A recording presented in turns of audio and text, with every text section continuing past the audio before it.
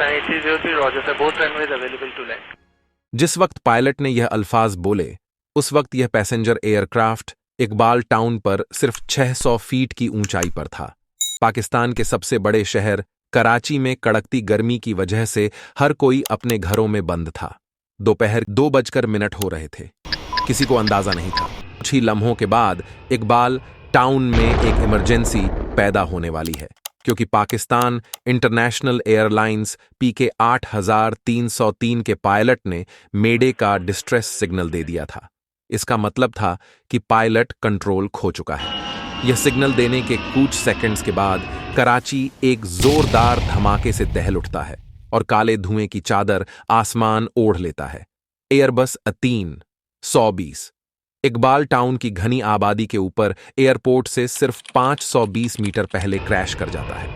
हैरानी की बात यह है कि इन्वेस्टिगेशन रिपोर्ट में बताया गया कि प्लेन में किसी किस्म का कोई फॉल्ट नहीं था।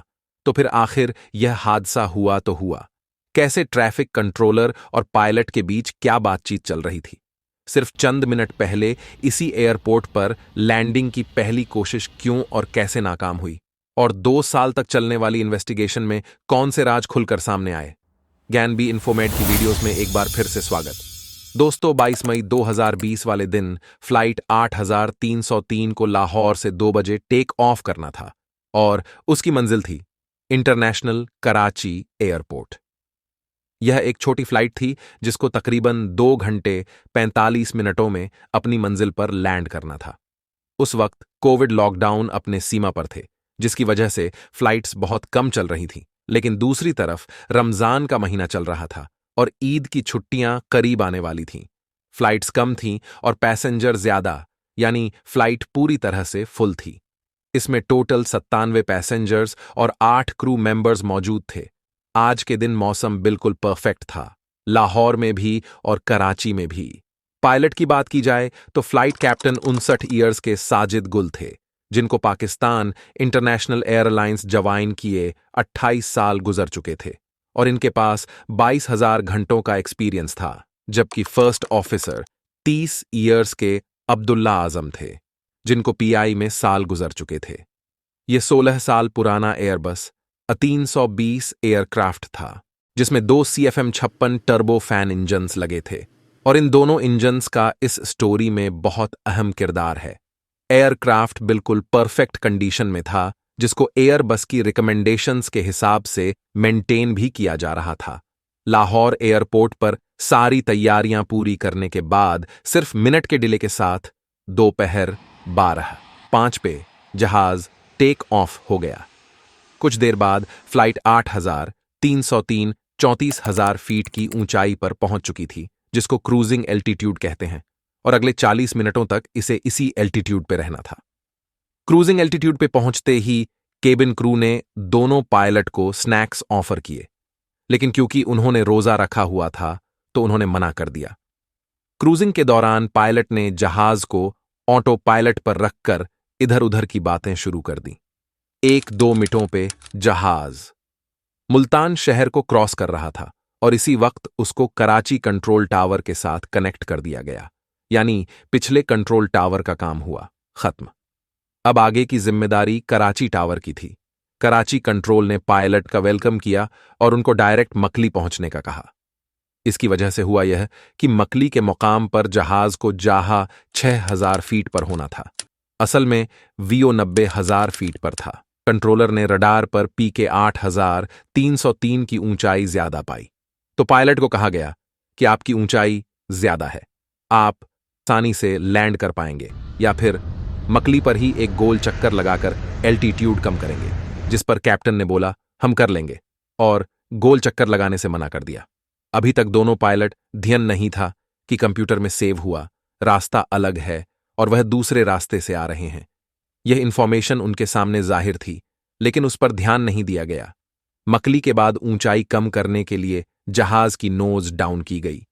अब यह तेजी से नीचे आ रहा था, करीब 2100 फीट पर मिनट की स्पीड से, यानी 1 मिनट में 1900 फीट कम हो रहे थे, और नोज डाउन होने की वजह से जहाज की स्पीड भी बढ़ गई। कुछ सेकंड्स के बाद रनवे से जहाज 18 किलोमीटर दूर पहुंच चुका था।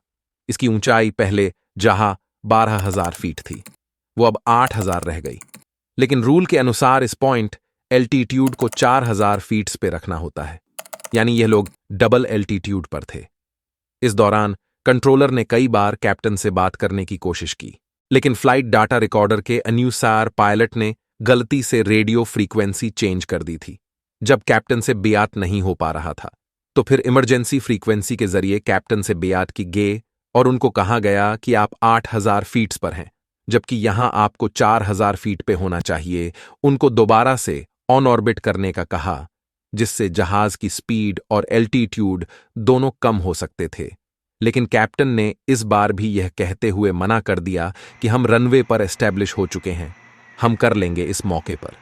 कैप्टन ने फर्स्ट ऑफिसर को कहा कि लैंड करने के बाद यह लोग देखना हैरान रह जाएंगे। यह आवाज कॉकपिट वॉइस रिकॉर्डर में भी रिकॉर्ड हुई और कराची कंट्रोलर ने भी सुन लिया। कंट्रोलर ने दोबारा से उनको ऑर्बिट करने की रिक्वेस्ट की, जिस पर कैप्टन ने तीसरी बार भी मना कर दिया। इस पॉइंट कैप्टन को अपनी गलती का एहसास हुआ कि असल में फ्लाइट कंप्यूटर में 2.B का रास्ता सिलेक्टेड था, जबकि वह 1A से आए थे। इस पर उनको यह कहते भी सुना गया, ओह, यह क्या हो गया, रुक, होल्ड खत्म करें। जिस पर फर्स्ट ऑफिसर ने अपना होल्ड खत्म करके कैप्टन को सारा होल्ड दे दिया। याद रहे कि यहां तक जहाज को फर्स्ट ऑफिसर फ्लाई कर रहे थे, जबकि कैप्टन की जिम्मेदारी हर चीज पर नजर रखना थी, और कैप्टन को इस बात का पाटा नहीं था कि फर्स्ट ऑफिसर ने लैंडिंग गियर नहीं खोला। पीके 8,303 बहुत तेजी से नीचे आ रही थी और एक मौके पर इसकी स्पीड 850 किमी पराटी घंटा से भी बढ़ गई, जिस पर वार्निंग अलार्म्स बजना शुरू हो गए। जैसे ही वह जमीन के करीब पहुंचे, तो क्योंकि उनका लैंडिंग गियर नहीं खुला था, इस पर दूसरा अलार्म भी बजने लगा। इस पॉइंट पर फर्स्ट ऑफिसर डर गए और पायलट को कहा कि सर, क्या वाकई हमें एक ऑर्बिट ले लेना चाहिए, जिससे स्पीड और ऊंचाई दोनों पर काबू पाया जा सकता है। लेकिन कैप्टन अपनी जिद पर अड़े हुए थे। रनवे के करीब जब पहुंचे, तब तक जहाज में मल्टीपल अलार्म्स बज रहे थे, जिसमें एक लैंडिंग गियर का भी था। इसी कंफ्यूजन में लैंडिंग गियर खुले बिना ही जहाज को रनवे पर उतार दिया गया। 19 सेकंड्स में 5 बार जहाज रनवे से टच हुआ, जिसकी वजह से केबिन में काफी झटके लाजे और जहाज के दोनों इंजन्स रनवे पर रगड़ गए और उनमें से ऑन लीक करने लगा। कैप्टन, जो पहले ही अलार्म्स की वजह से कंफ्यूज हो चुके थे, इस पॉइंट पर आकर उनको एहसास हुआ कि उनसे क्या गलती हो गई है। लेकिन तभी फर्स्ट ऑफिसर चिल्लाकर बोले, sir take off, sir take off. घबराहट में कैप्टन ने फर्स्ट ऑफिसर की बात मान ली और लिवर नीचे करके दोबारा जहाज को ऊपर उठा लिया।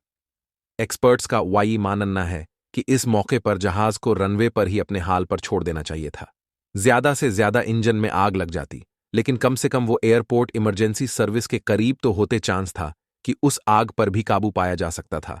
लेकिन कैप्टन ने ऐसा किया नहीं। दोबारा टेक ऑफ करने पर उनको एहसास हुआ कि एक इंजन रगड़ खाने की वजह से फेल हो चुका है और अब जहाज सिर्फ एक ही इंजन पर उड़ रहा था और उसकी हालत भी कुछ ठीक नहीं थी, क्योंकि दोनों इंजन्स में से ऑनियल लीक हो रहा था।